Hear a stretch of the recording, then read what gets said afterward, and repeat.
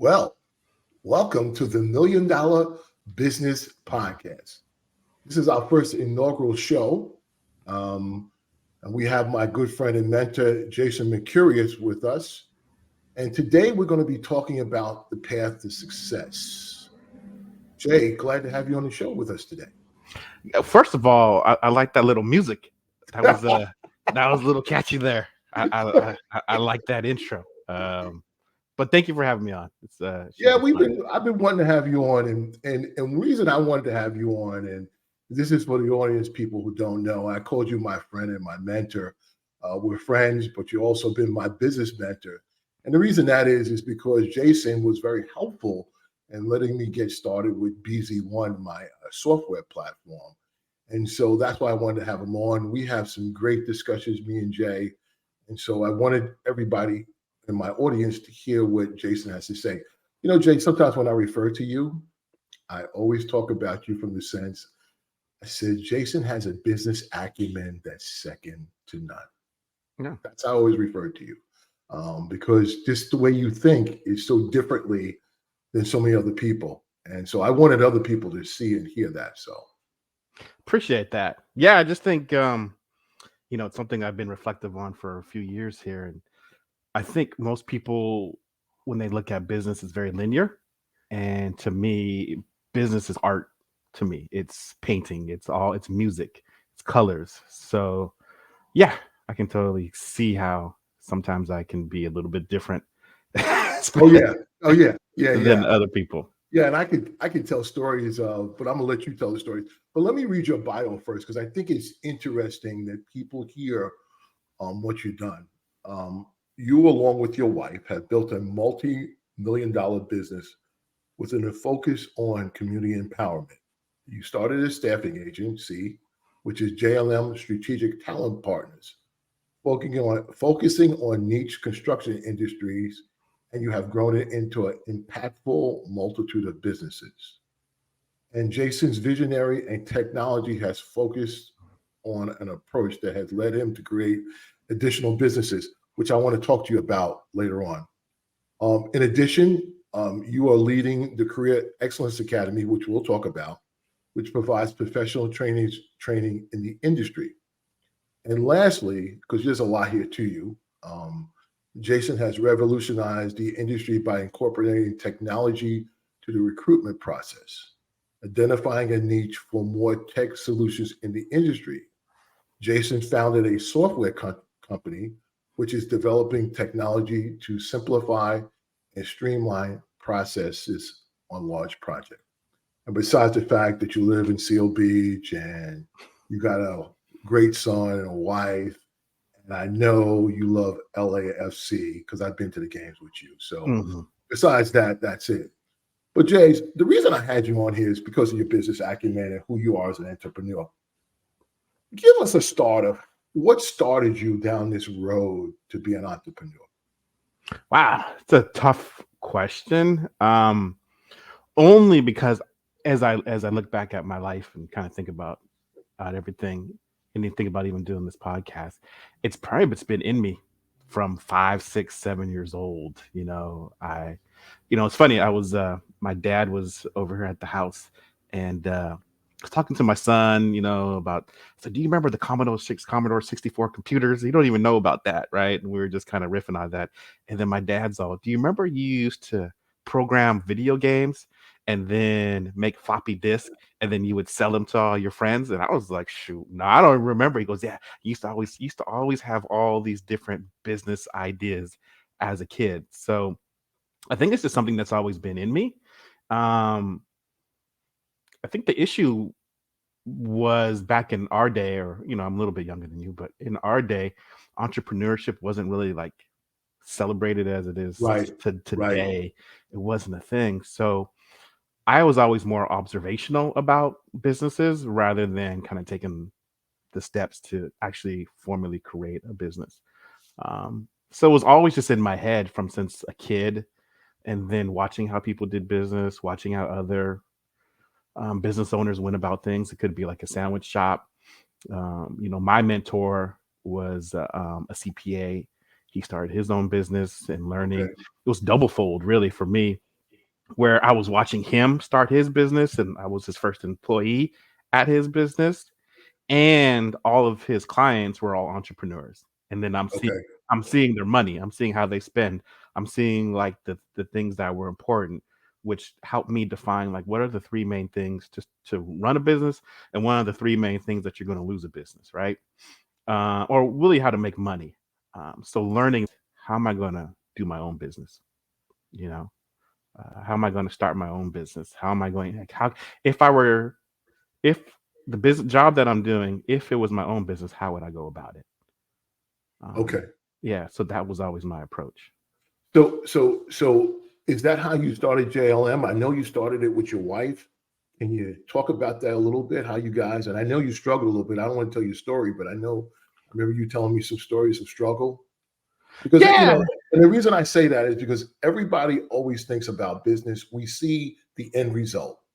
We never see how people get started, how they struggle to make payroll, those type of things. And that's one of the reasons that I did this podcast, because they can look at you now and see you being very successful. But what was the struggles before you got started? yeah, that's a. I like that question. I think it's always an internal struggle because so you say I want to start a business, right? And in your mind, there's four or five things that okay, that's what's going to take to start this business and maybe have some modicum of success. But as you probably witnessed, those four things are so minuscule because it's Oh, 20 other oh yeah, things. oh yeah, oh yeah. Yeah, it's 20 other things that you didn't even think about. You didn't even know was on the radar. You didn't even know what was important. Somebody's telling you got to get this license or get that. You're like, well, I didn't even know. Like, Right. um, that adds to really the struggle and the fight of self doubt and self worth in moving forward through all those things. So, yeah. So, Lashandra and I, we worked together at a staffing company. She had moved on, and then I always say I either got fired, laid off, or I quit. I don't know which one happened, but Okay. I was no longer at that company. Okay. Had a strong understanding of staffing, had a strong understanding of my purpose of wanting to start my own business. And so for me, that was the next step was just, okay, let's learn, okay, what needs to be done. And then, I mean, I just went to like every outreach thing, every small business thing, everything, and kind of just stumbled into the infrastructure space Okay. and saw this huge need. At that time in LA, there was this thing, it was called 30 for 30. I think it was 30 for 30 or 40 for 40, but it was the next 30 years, $30 billion was going to be spent Okay. infrastructure in LA. So I was just like, well, shoot, that's a lot of money. Yeah, I got to get And some of that. yeah, Yeah, and sure. then I mean, I was just hustling like as a hustler, trying to get business, trying to get staffing, trying to get clients. And then I heard about the DB, disadvantaged business enterprise, and I was like, wait a minute. So you're gonna have $1 billion rail project, and 15%, 20% has to go to directly to small businesses. And so I just started doing the calculation. I was like, well, geez, that's an end. You know what I mean? So we were fortunate to then take that step with LA Metro. My wife and I, we got certified, became a certified DBE business, SBE, out here in the state of California, and then kind of just took it from there. Now, to your question about struggles, um, I don't know necessarily if it was always like payroll related. Okay. It was more so of how would I say it? Just the struggle of are we going to make it? Like, is the goal, is the plan, is the vision plausible? You Okay. know, I think that was it. We early on we had some partners that probably weren't the best partners to have in the business, Okay. and we had to make that shift and do our own thing. But even in that shift, the reason why we had partners in the first place was our own self doubt and believing in myself or Lashandra that we can do it on our own. Yeah. Yeah. And the disillusion of that partnership was that was the going point of okay, you got to prove it. Like you got to own that we're good enough. We have to own that we're worthy. of success and we're worthy of what we can kind of bring to the table. So, yeah, go ahead. Yeah, no, I was gonna say, I know talking to you and your wife that you said when I was starting on this journey that you're gonna learn a lot about yourself. Yeah. And you do learn a lot about yourself, what you're capable, what you're not capable. And whatever issues you have, they definitely come out. They don't Yeah. show. And I think that's what I mean. I know there's probably specific things, but the thing that I'm sitting in at this moment, my fight has always been worthiness. My parents, they weren't entrepreneurs, and they're foreign. They're from South America. They're from Guyana, Right, and so it was always that push and that fight to belong, and that right, push and that fight to be a part of the American society. Then the push for me to be, I grew up in an all white neighborhood. So then there was a push of identity of being a Black American, then Guyanese American, South American, right? And in all of those identity forms that I was trying to kind of find where I was or where I belonged, there's no, at that time, again, 10, 12, 13, 14 years ago, there was no place of respect to be a Black entrepreneur, to be right, a Black thinker, right, and thinking your way through entrepreneurship, and not kind of pushing your way or, or being overbearing, just really having that thinking mentality. So I didn't have any mentors, I guess, right, for the way I wanted to go about right, doing it. right, right. You And know, that's interesting because when you get into this space of entrepreneurship, you need a mentor. You need somebody to kind of help and guide you. And hmm unfortunately, sometimes in our community, the Black community, people who have been successful, not everybody, um, they are so busy working, they don't sometimes have time to mentor other people. And that's what I love about you. You've given your time to me to mentor me. And it's interesting, as successful as I've been in the transportation industry, this was so new to me. So new because I had a job for years. Now all of a sudden, oh, this is a lot different. So that mentorship is very critical when you're an entrepreneur. Now, one thing, Jason, you just mentioned, and I want the audience, because this is something I talk about all the time. Let's talk about the DBE program. Jason, when you went to fill out the paperwork, was it difficult? well, for me, for me, it was impossible. I'm fortunate that I have my wife who Okay. she's very good at paperwork, and even I think about like our house and stuff. It's like, yeah, I like that house. She's gonna do all the paperwork for it. So in that aspect, I mean, yes, and it all comes back to that self-worth thing, right? Like Okay. I don't know what it is for, and I'm sure people who are listening who probably had to do the DB paperwork or thinking about it. There's certain things on there that you have to write. Like for instance, like if it says like what's your total annual income, that that can be kind of scary to put that on a piece of paper because like, okay, well, am I a small business if I'm at zero? Am I small? Am I really deserving of this if I'm at 50,000? You know what I mean? Like Right, right, there's right, so many right. different things in it that it's hard to sometimes write or type or however you fill out that paperwork to put that on there. Yeah, but if you're less than 1.3 million dollars in net worth, you can put down zero. Yeah. That's the thing that I don't think people think that, well, I got to be making money. No, you can start off as a DBE with no sales, no anything. Well, yeah, that's the thing. I guess that's the thing for me. It's I want to get across. It's everybody starts at zero. Right, right, Whether you're Jeff Bezos, whether you're Amazon, well, whether you're Steve Jobs, whether you're Apple, everybody starts at zero. And so like let's say you go to like some DB outreach or you go to like some mixer or whatever, right? And you're a small business. Like how many people when you ask them how they're doing, they're like, "Oh, I'm doing great." yeah, yeah, and you know they're not. Yeah, yeah. You know they're not, Yeah, right? oh, business is great, and it's just like, well, to the point you're making earlier, even for me, and we've been at this for 12 years now, we still to this day have ebb and flows. We still have good days, and we still have bad days. Nothing is ever, nothing. It doesn't go this way, right? There's always ups and downs, right? And so, and I think that's why even now you probably don't even see me at a lot of those events anymore, because I'm more into the truth about it. Like, shoot, I'm struggling. I got one client, I'm trying to get to two, because we've been there Right. before. Right. You know, we're trying to hit some goals, or we have three clients. One of them is 70% of our business, but looks like we're going to lose that client. So how am I going to get additional clients? Right. Right. Right. So to kind of go back, yeah, I mean, when you're filling out the DBE paperwork, everybody has those fears.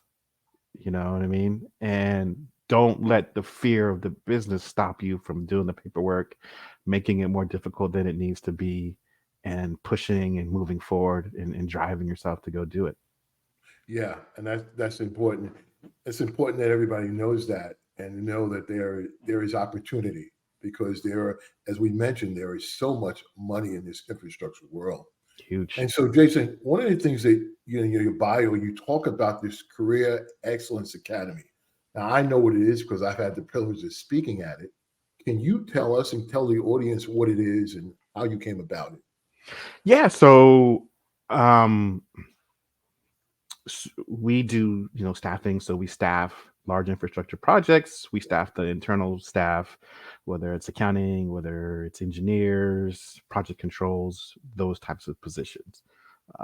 And when you think about business, every business, there's always ancillary things around your business that either can be like an extension of your business, or you can outsource it, or whatever the case may be. So I would say probably about 10 years ago, I was looking again, there was like 30 billion, 40 billion. There was another measure that was at that time going to be on the table for maybe another 120 billion dollars for all these projects. And I'm seeing us trying to find qualified people, because our clients were like, hey, we need a qualified engineer, or we need a qualified accountant, we need a qualified document control person. So I'm seeing this demand, and I'm seeing the talent pool out there, and I was like, well, it's not going to match. Right. The two aren't matching. So then opportunity got presented. One of our clients had mentioned, like, yeah, we don't see we don't see how we're gonna fill all the positions for all these different projects for the staff. It's a little scary. And he just said it at the right time, where I was like, well, what if we create at the time, maybe like a school, and then it kind of turned into a class. But what if we create a school where we can actually train people how to work in this industry? Because also at that time, we were placing people 15, $16 an hour, that 2 3 years later they're making 35, $40 an hour, because Okay. now they had that experience and they were growing. So Right. I just saw it as a huge opportunity within the communities, that these projects were being built, that if we can create a class, bring in subject matter experts, then that's going to help enhance people. So we did the first class over at LA Trade Tech. Over the course of time, we've developed into a certified class through LA Trade Tech, where you can either be a student at the school, take our class, and people like yourself who have been in the industry for a while, people who are at large design companies, large construction companies, who we didn't know either, have this desire to teach what they know. And Right. it's Right. crazy. Like, we'll have this crazy introverted engineer that's like, oh, you guys have a class? I have a whole PowerPoint presentation that I want to teach on safety. Okay. I have this whole thing that I've been working on that I want to teach people, the ups and downs of working in the construction space, or different delivery methods, whether it's design build, progressive design build. And you're kind of like, all these people were coming to us with this burning desire to teach the class. So Okay. we bring in people from all ages, from maybe like college age to whatever. You can come in. It was about 4 to 6 months. Take the class, subject matter experts, and then we kind of get their names out there to our clients, or we can try to place them ourselves, just to get their career started. So And how much does that class cost, Jay? for the people, it's free, Okay. completely free, and it's been sponsored by our clients. Okay. Um, and so, we're working on something right now that's really huge, that's going to expand that even more. So I'm totally looking forward to that and seeing how that pans out. but just Okay. it's just a great overall opportunity for people who, if you're driving your car and you're seeing people in the hard hats working on the project and you're saying, well, I'm interested in that project, but I don't have any desire to be working Yeah. outside. It's like, well, hey, there's plenty of office positions.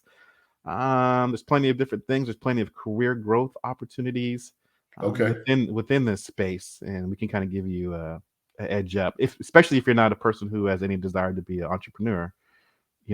This is a great opportunity to work on these projects, see your community grow, and see your career grow um, as well. Yeah, I know I've been there, and I really enjoy talking to the people in class that you've had in class and the students. It really has been rewarding.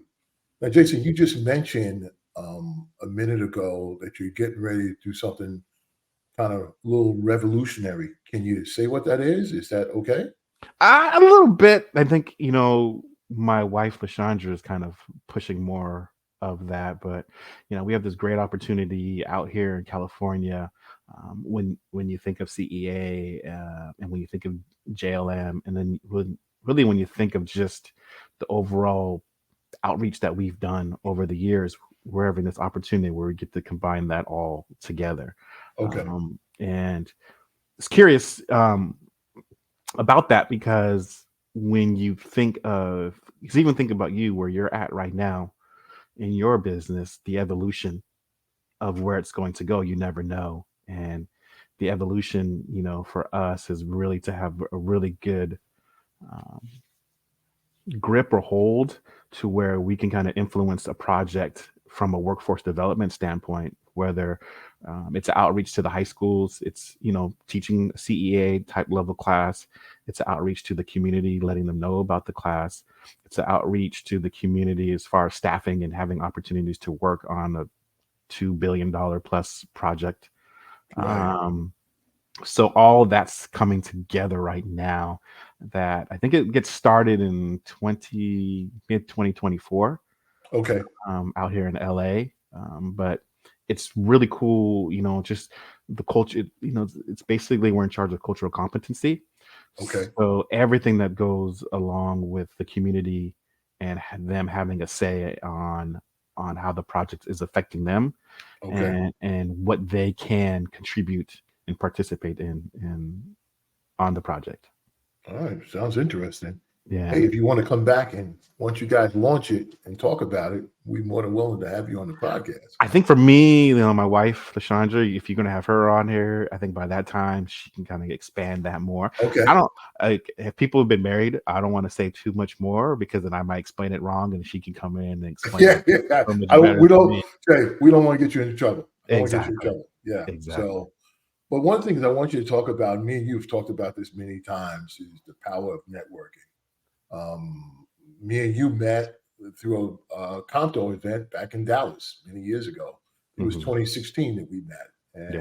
and we took it outside, and it wasn't just about business, and we became friends. And so, can you talk about? Because I know me and you have talked about this 100 times about the power of networking, and and what advice would you give to the audience about networking?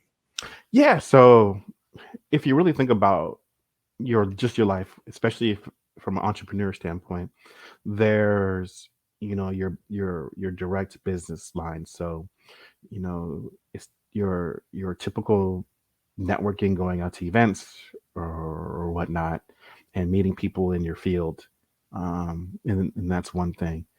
And then you have your personal life, whether it's friends and family, Right, and maybe that's your getaway, maybe that's your distance.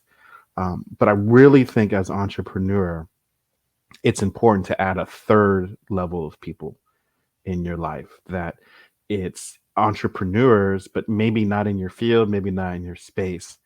Because what I've found, it's it's turned into a safe space to get new ideas in. So I might have a friend, or we have like a mutual friend, in Jerry, who's all into AI and all that right, kind of right, stuff, and right, and what he does is so far removed from anything that I do, that it allows for unbelievable engagement of conversation. That in that conversation, I can either take that to my personal life, I can take it to my business life and add that. And I think a lot of times when you're a business owner and you're getting started, or you're really when you're in that groove, you get really caught up in, okay, I got to spend time with my family and I got to spend time just in my field. And sometimes, I can, get very specific about how you should network in your own field. I just think having that third purely networking group of people makes it easier to do the networking within my own field. That's Okay. that's what I've learned. So being a part of Cadre, it's Cadre now used to be just in District of Columbia, but now they're all over. Can you Um, explain to the audience what cadre is? Cadre is crazy. I mean, that's probably one of the best business groups out there. A friend of mine, Derek Coburn, he runs Cadre. It's pretty much just a lot of just really successful people, successful entrepreneurs. And why I'm saying crazy is because it's a lot of successful entrepreneurs, but he's still allowing people who are just getting started, getting their groove in, to join.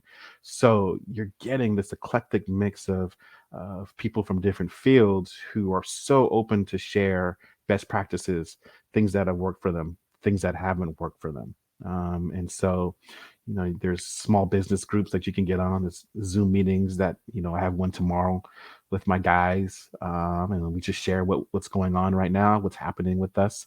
And then they share their best practices, how to get through to it, and then vice versa. And then every other month they'll have an event in the DC area. I mean, I know he's had like Gary Vaynerchuk speak there, Ryan Holiday spoken there. So always really, really great speakers.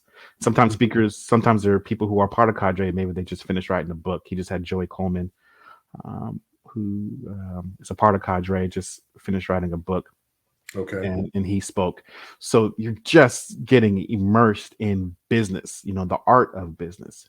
And Right. I think going back to us as Black entrepreneurs, male or female, I think a lot of times when we think of business, it's always in survival mode. That we don't look at the art of business, which is that's the thriving mode of business. And so, when you think of Cadre, that's really how I look at it. It puts you in an opportunity to really set yourself up to thrive within your Yeah. business. But Jay, so you part of cadre, and I know you got a lot of us involved in cadre, and which I'm happy about. But now, because of cadre, you started Legacy. Yeah. And what was the purpose of Legacy? Well, it's in the name. I think I was finding, so I was part of Cadre. I was part of another entrepreneur group, Mastermind Talks. And I'm going to these events and I'm looking around. It's just basically all white men and sprinkled in some white women here and there, who are entrepreneurs, all great entrepreneurs. And I'm having these friends groups, outside of Cadre, outside of MMT, and there's these Black entrepreneurs who are doing really well, and they're like, I've never heard of this. I've never heard of having entrepreneur groups. I've never heard of these things. I've never heard about these different things that you can learn. So what I wanted to do was I wanted to invite a group of Black men who have had success, understand success, but really had a desire to pass their knowledge base along. So, the idea behind Legacy was creating a group and almost like a platform where then we can expound our knowledge onto other people. People who, maybe you're a 25, 26-year old Black man, Black woman who has aspirations of being an entrepreneur, or maybe you're getting Right. started, but you're getting Right. lost. Now we now have that connectivity to where we can kind of help them out. So that was the original idea. And then the secondary part of it was just an outlet. I mean, because we were doing dinners once every other month. Right. Right. My You were. idea was like, okay, we're gonna go to these fancy places. So here's how I was looking at it. We're gonna go to these fancy places. Like, what restaurants have I gone to where I haven't seen any Black people? And then let me just get all these brothers to come in all suited and booted and come in and then just be all professional. We look good, we look clean, we're doing our thing, we have our dinners and we go home, So that's how I was seeing it. What was really cool about Legacy for me though was how open everybody was and how everybody was Right. willing to share a lot of things and just to be so helpful to each other. And I know there's probably guys that you met through the dinners that you're still cool with now. Very cool with. Yes. Yeah. Yes. Yes. Um, And if you remember, one of the dinners we had, um, I think it was at my house particularly. We were just everybody was open. It was so relaxed. People were talking about not just business, their personal life, how it is to be a black male in and being an entrepreneur just in the world and the things that we have to deal with. I just thought it was just very insightful. So yeah, still friends with a lot of those guys. I talk to them all the time. Since I moved here to Houston, I don't see them as much. But I do converse with them from time to time. So yeah, that's for me. This whole business is built. My business is built on networking. it's Hey, it. pal, that's what it is. I build relationships with people to help them take them to the next level, and I think that is really, I like to call it that's my superpower. I really do enjoy it. Yeah, you're really good at it. And I think as you're talking, I'm thinking about when I talk about that third group, um, it kind of builds up your muscles of connecting with people. You know, Right, I think sometimes when you just try to focus in, so it's twofold, right? You have the other groups, you have your personal and you have the business side. You're so careful of what you say and can't say because it's your reputation on the line, right, right? And then you think of your friend group or maybe your family group, they don't understand what you're going through at all. So you mhm, really can't really you just can't really share too deeply there, right? right, right, And I think especially for me, when I look back at my entrepreneur lifespan here, those early years, I was so driven and so dialed in and so focused. Just nothing else mattered. That I think a lot of times my own personal feelings, I didn't think about them. It wasn't right, it wasn't on my mind because like who's got time to think about that? I have to get this next deal. I have to get this next thing. And I feel like if I can go back and do things differently, it's possible to do both, right? It's possible to be open, it's possible to be vulnerable, and it's possible to be crazy driven and crazy dialed in to the goals and my purpose, dharma, all that good stuff of what I'm trying to do. Because at the end of the day, they're all interconnected, right, you right. know? Very interconnected. So yeah, it's I love networking because I feed off other people's energy. So for Yeah. me, it works for me. But just where I am in my life, I just think it's one of those things that everybody needs to do.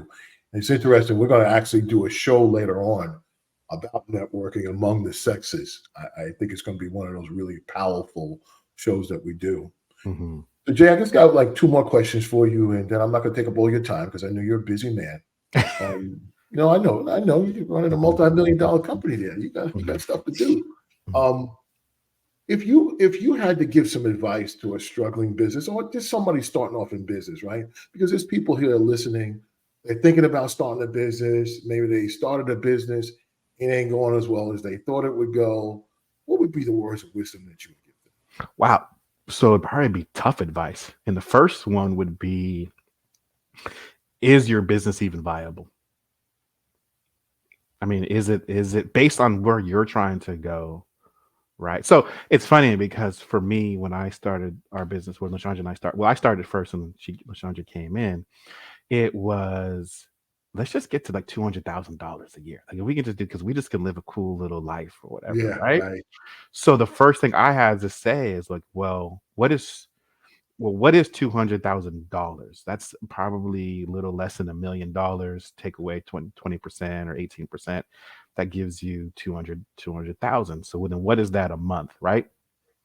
So then you look at my numbers of how the business model is created. Like, okay, well, this is how much we charge. This is whatever, yada right, yada yada. Then the next question you should ask yourself is, okay, is that possible? right, Is it possible? right, You know, and I think again, fear, right? Sometimes we get a little bit fearful to ask that. And then the second question you should ask yourself is, am I doing the work to make those numbers possible? Like, am I looking within myself? Am I making the connections? Am I doing the networking? Am I shooting out the emails? Am I going to the events? Am I making the 100 calls to make those numbers possible? So Yeah. those are the first two things. You know what I mean? Is your business even viable? Is it even a viable business? Because in the viable business, and yes, it's viable. So maybe it's no. So then, okay, maybe we should think of something else. If it's yes, it's viable. Am I in my right marketplace? Am I in my right niche? Am I talking to the right people? You know, like Right. like what I'm doing. If I'm trying to do this in South Dakota, it's not going to work. Right. You know, I had to Right. be in the right. Like I said, it was 30-year, $30 billion. I came in at the right timing. Right. Um, And Jay, timing has a lot to do with it. yes, it's all Yes. about timing. Yes. Yes. Yes. And I'm a person that believes that everything happens for a reason. Yes, And sometimes you don't even know what that reason is, no. but it does happen for a reason. But I no, we that st- yeah, we started right when that measure passed here in LA. okay. So let's say if I started 2 years earlier, that's bad timing, right? Because Right. I got to feed my family. I can't wait 2 years. Right. Everything happened at the right time. Right. Um, That's good. yeah, so I would say this is it viable, and are you doing the things that are viable, right? And then the third, and probably even the main thing, it's how are you taking care of yourself personally, physically, emotionally, all these things. Like, Yeah. are you keeping daily track of your own emotional and physical health? Um, I think that Well, Jay, is why do you think that's important? Why do you think that's important? well, for number one, is it worth it if you're going to be? I had a client. He said this to me. I was talking to him, and I hadn't seen him in a few years, and we've been working with them for 10 years. And he said, "Jason," he goes, "Jay," he goes, "You're probably as far as successful. Like you've had so much success, and so many people who have worked 10 times harder," and he meant it like, just in their integrity, have lost their integrity, have lost their hair, have lost their health to be half as successful as you are. And so, what I'm gleaming out of that is it worth it to be successful if you can't enjoy it because you're Right. if you're out of bad Right. health, you can't Right. breathe right, you have crazy anxiety going on, you can't sit still, you can't get any sleep. So that's the number one thing.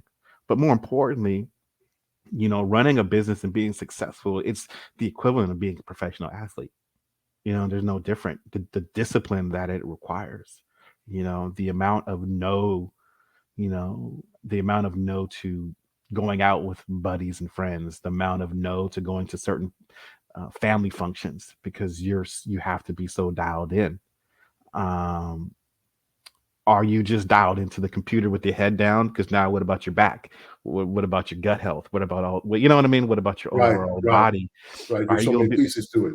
yeah? And then as you've known too, right? Your first 1, 2, 3 years, you're not gonna have the success that you think you're gonna have. No. No. No. Mm-mm. No, you're not. you No, you're know, not. I'm here to tell you, no, you're not. yeah, and No. understanding it's all interrelated. Because how do you show up? Like you said, you're doing a lot of networking and outreach events, right? You can feel that person's energy. You can feel if they're vibrant or not. So why is somebody going to want to give you business if you look just exhausted? They're going to Right. think they're going to be like, well, they can't handle. They got so much on their plate that they can't handle what I'm trying to put on their plate. Right. Right. Right. That's so true. It's so true. Yeah. As you go to these outreaches and you see people like almost drained, like, oh, I got to go to another one. Oh, I'm so tired. Like Hmm. you can see their energy. Yes. That's Yeah, so true. and the power of positive thinking is so critical. Like you just said, I have to go instead of like, like for me, I was just like, I get to go to another event. I get to go do this thing. I get to make my own schedule. I get to do all these things, Right. Right.